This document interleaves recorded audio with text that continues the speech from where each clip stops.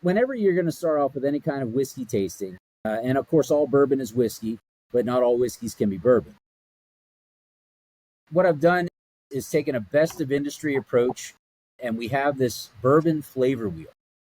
And what it is, it starts off in the center with a couple of different simple, notes that you might taste, whether it's grain, sweet, spice, floral, wood, and then it breaks it down even further from there. On the sweet category, vanilla, caramel, maple syrup, butterscotch, honey, chocolate, so on and so forth. And for wood, you're either going to taste some sort of wood like oak, toasted, smoked, peaty. On the other side, cedar, leather, walnut, pecan, almond, and it goes from there. So we always want to start with our lighter or smaller ABV type beverages. And so with the small batch, 10 barrels blended together here at Virginia Foothills Distillery, what we want to do is we're going to start with, a little swirl there, get some of those legs up on the glass. And we want to engage all of our senses, right? So the first sense that you're going to use is a sense of sight. So how does it look, right? So when you hold it up to the light there, what do you see? Is it a dark amber? Is it a light amber? And so the darker the color, typically the older the bourbon is, right? So all of the coloring for bourbon, all of the coloring, all of the flavoring, the majority of the flavoring comes from the aging process in the barrel. So with that, the second thing that we're going to engage in is a sense of smell. So what are some of the flavors that you smell? For me, I get a bit of that spice, that oak, and a little bit of sweetness, maybe a little caramel, a little bit of vanilla. All right, so the next thing we're going to do is we're going to take a small sip.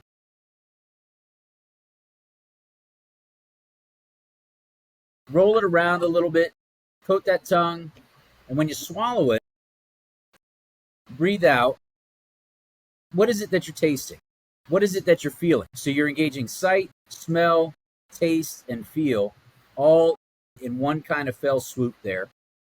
And for me, for our small batch, it starts off with a bit of that heat, that spice, perhaps a bit of cinnamon. I've had some people say, some licorice almost. But you're going to definitely get that spice up front. And that's the rye content in our bourbon. And then so from there, as you're bringing it down, I'm getting kind of a bit of that oak, maybe a bit of the char flavor to it. And it finishes real clean, real smooth, with almost a caramel vanilla finish for us. And so some people, they taste different things. Everybody's palate is different. And you taste what you taste, you smell what you smell, you like what you like. So nobody's wrong in what it is that they're describing. But for me, that's what I taste. That's, for me, that's what I feel. And I'm always curious to know what other people taste, what other people smell, what other people feel when they're sampling any of our products. So, gentlemen, what do you taste? What do you feel? Is it a clean, smooth finish? Are you getting that spice, that oak, that caramel and vanilla? What are you tasting? So the second grain is rye, so this would be a high rye bourbon, correct? Well, so it's actually a low rye. So the majority content is corn, then followed by rye, and then a malted barley.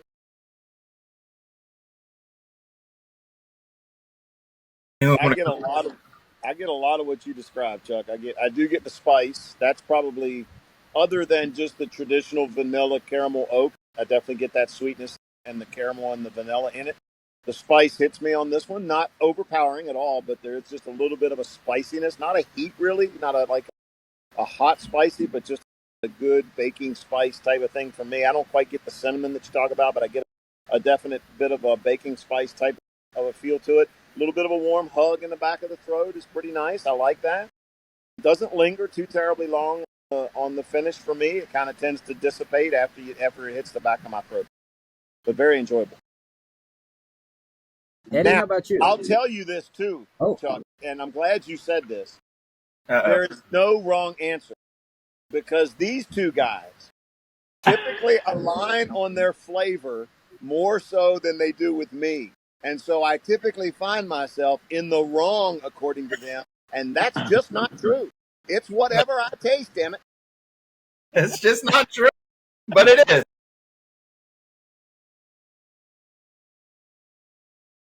So to me, I actually get, as soon as it hits my tongue, I get the sweetness. And then on the back end, I get the rye, I get the spice, I get the heat, nice heat. Like Bo said, it's a hug. But the very first thing I get is the sweetness. Yeah. And on the nose, I definitely get the caramel, the butterscotch. It's a very pleasant nose, and it's a very pleasant. As soon as it hit my tongue, and then it fades away, but it lingers a little bit. So, yeah, this is very approachable to me. Good. Yeah. Brian, how about you? Here we go. Now, on the nose, I would go more butterscotch than caramel. I'm getting that sweetness, but it's not like a caramel burnt sweetness, but I like. Butterscotch is a favorite inside the whiskey world. I get a little bit of oak on the nose, and I can get a little of that baking spice. Taste, I would say there's a battle right out the gate. I get a wave of sweet, and then that cinnamon. I actually do kind of get a cinnamon baking spice. I get a little of that cinnamon red hot to it, and they're kind of right there together. You know, for 80 proof, it's got a little burn. It's got a little hug there, which is 90. 90. I like a little hug. I like a little punchiness. So, yeah, the finish is clean. I mean, I get that sweetness. I still get a little of that burn and that little bit of baking spice, and it's clean. It's just a nice, clean finish. So overall, I would say Bo is kind of right. Hey, I gotta know though, Brian. He said licorice. Licorice king, aren't you? Don't you love licorice? I like the plenty guy. I don't get Anderson on this. I don't. There's a bunch of whiskeys I get Anderson. Nah, I don't get it on this one. But to me, it's more cinnamon peppery. I would even go almost a little herbal on the nose. Like I'm catching a little of that herbal wryness, but I really enjoy it. I think for a younger company that's kind of coming into their own, I think a really well-made product. And I love the fact that you actually say this is a small batch and it comes from 10 barrels. Yeah. Yeah, a lot of times when that word small batch pops out, I'm like, yeah, we call that blended.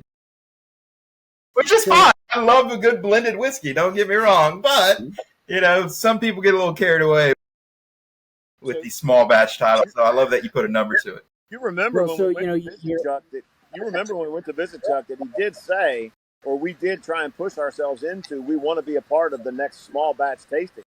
I mean, not that we'll be able to really contribute anything other than by the time we get to the 10th barrel, I'm pretty sure we're going to feel pretty good about things, regardless.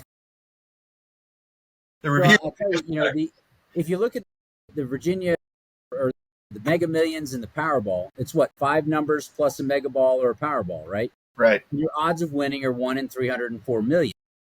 So we're taking 10 barrels, and we have to try to figure out of all of the samples from all of our barrels, which ones are suitable to be single barrel, which ones are good enough to be single barrel, and then which ones are going to be blended together. And of those that are going to be blended together, which ones are going to create the best flavor profile? So if 7 numbers is 1 in 304 million, what is 10?